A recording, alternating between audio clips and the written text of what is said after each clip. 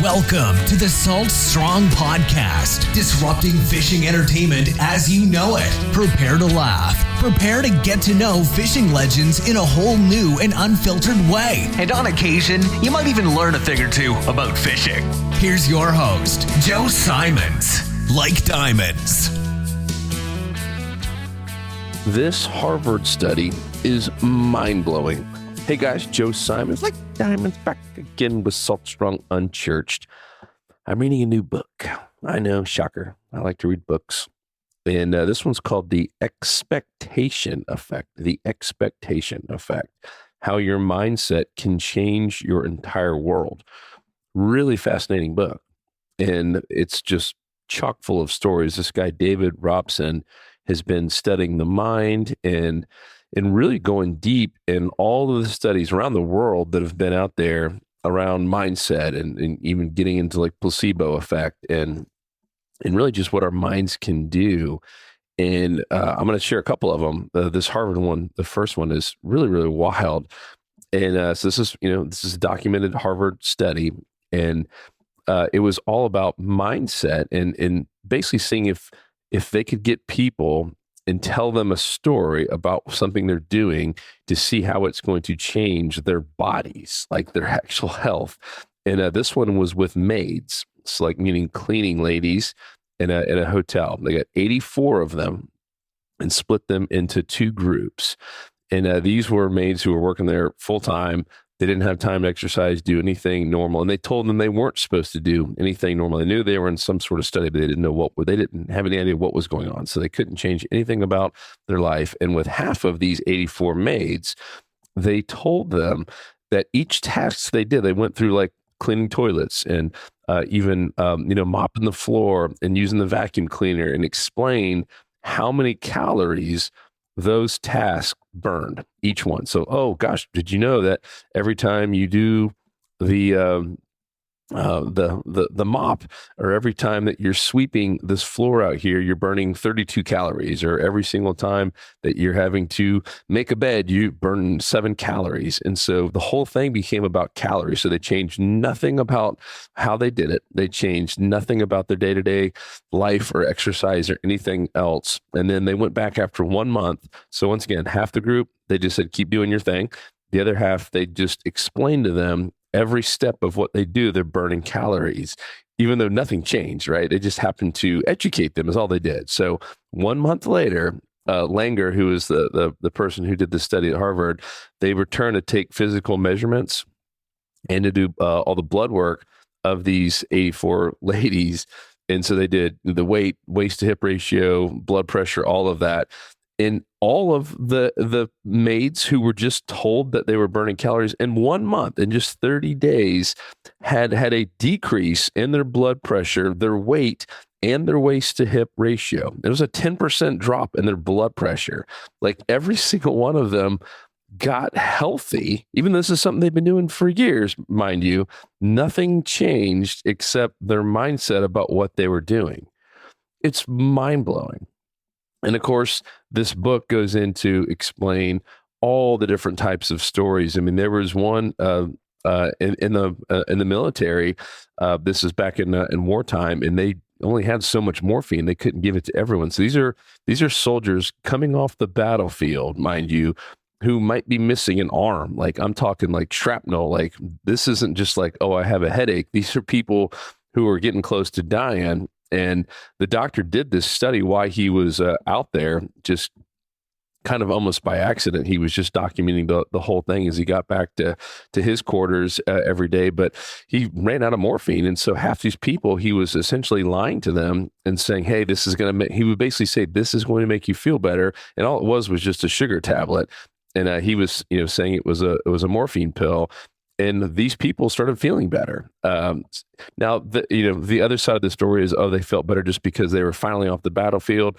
But I mean, he was doing full surgeries on these people with no painkillers whatsoever. And they didn't complain at all and said they felt fine the same way the people with the morphine did. And then they went into some studies about elderly people, meaning 70 or older, who were having to get heart transplants. And they did a little study on that. With one, they just went through the normal, routine that they normally would. And the other one, they had a psychologist in there with half of the group who was getting these heart transplants and even some stents and stuff as well, and really spent some time with them talking about how this is going to improve their life. And they even had them sit there for a few weeks in advance and visualize all the fun things that they're going to be doing with their kids and their grandkids, and how much better this is going to make their social life when they got this heart issue fixed. And can you guess what happened? 100% of the people that went through, let's just say, the education and the visualization process of envisioning a better future, they got better so much faster. They got out and about so much faster. Everything about their lives improved compared to the other group who were just told, hey, this is surgery, and just went through the normal protocol. So now they're even showing that doctors who are just at least telling their patients, even just verbally, that, oh, this is going to make you feel better. Oh my gosh, you're going to see so much better after this, or you're going to be able to walk faster. That simple thing of just a doctor telling them that is just as good, if not better, than actually like medication in many ways. Really, really fascinating. And if you're still scratching your head saying, man, this is really cool, but like, why are you telling me this? Well, and what does this have to do with Unchurched? Well, guess who gave us this amazing thing called the mind in our faith system? Because a lot of this is faith, right? And you have to have faith that, yes, this heart transplant is going to make my life better. God gave us this, right? God gave us this amazing gift that can truly like create our own miracles. And I'm just scratching the surface on this book. I'll probably do a follow-up podcast because it is fascinating. I mean, it's literally fascinating and that's why it's called How Your Mindset Can Change Your World. But I mean, God gave us this, and as much as, and I'm going to be careful with my wording here, is as much as we can just say when someone's going through a tough time or something bad happens, like, there's cancer, let's just say something like that, and we can just say, oh yeah, God's gonna heal you. And I truly believe he can. That's why I want to be careful with my words, but he's also counting on us to use our mind and our belief system and even our faith that we will get better. I mean, so a big part of this book is about the faith piece of it. And that, yes, you do have to have faith that there is a God that is going to actually get you through this time, or to make you, and truly believe that you're going to come out better and that you're going to live. The second that you start going downhill, the exact opposite thing happens. Okay. This is where it gets really, really scary. So there's also stories. Let me share this one.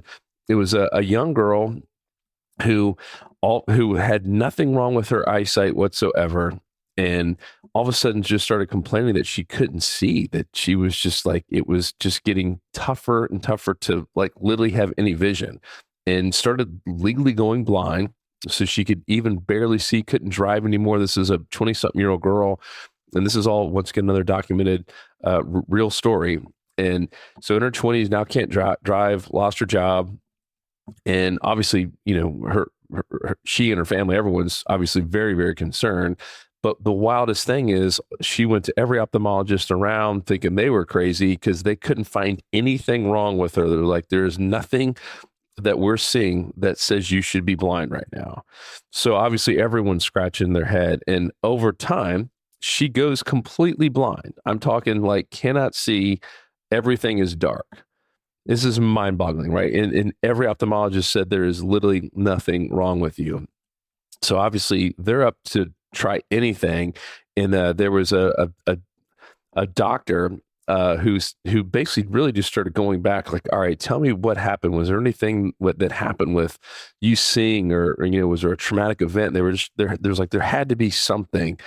And it turns out, back when, I guess in college, she was suffering some major migraines, and what would make the migraines worse was sunlight. And so she was constantly having to wear glasses. And then it got to the point where she was just always squinting, and essentially started tricking her mind that light was bad, that light would cause these massive migraines to the point like it would almost like knock her out. And so her mind kept telling her that lie over time, where she was essentially fearing light and fearing the sunlight and any kind of light whatsoever, because anything bright would give her these like just ear pierce screaming migraines.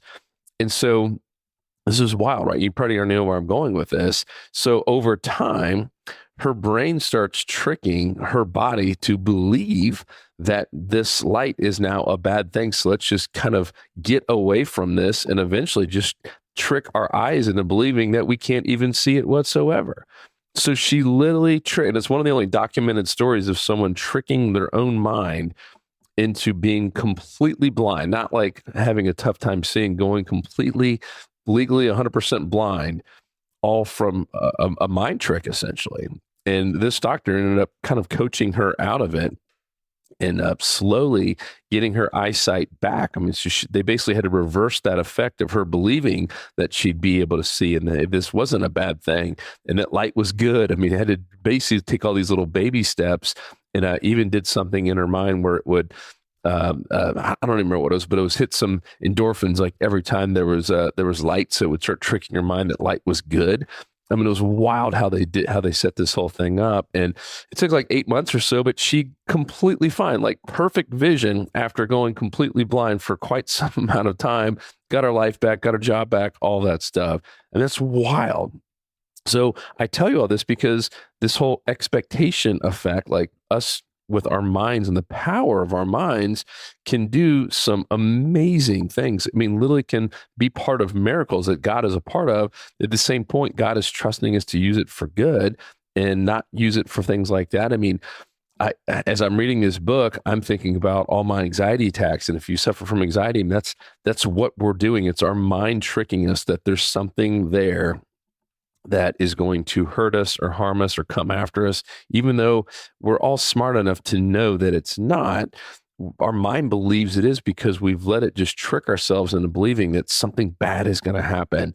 That's really what anxiety is about. You're fearing something that hasn't even happened, and in most cases, never ever will happen. And it's all because of the power of our mindset. And so I think this is just really, really fascinating and just a great reminder to be positive, right? When something does go wrong, to have faith in God and to put all that trust in God, and also to stay 100% positive, to always be believing that the future is bright, that you are going to get through this, that things are going to be better. Because the second you start going down that other path, it is a pretty nasty spiral. I mean, so half this book was about all the amazing things that our mind can do and our belief system can do.